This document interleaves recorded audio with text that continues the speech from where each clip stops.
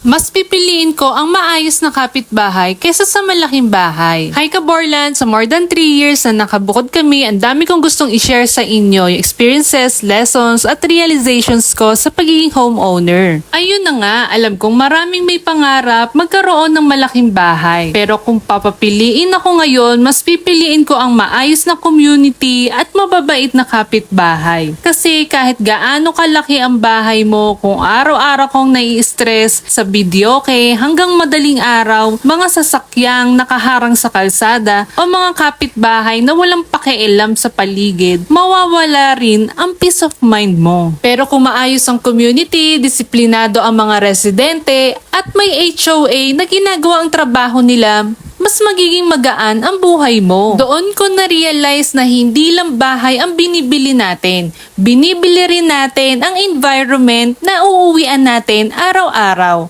Kaya kung bibili ulit ako ng bahay, isa sa una kong i-check ay yung community. Dahil ang maayos na kapitbahay, hindi mo na mabibili o mare-renovate kapag nakalipat ka na. Agree ka ba? O mas pipiliin mo pa rin ang mas malaking bahay? Paki-share naman sa comments, baka pareho tayo ng nasa isip. Hanggang sa ulitin mga Kaborland, yung part 2 na sa comment section lang. Bye-bye!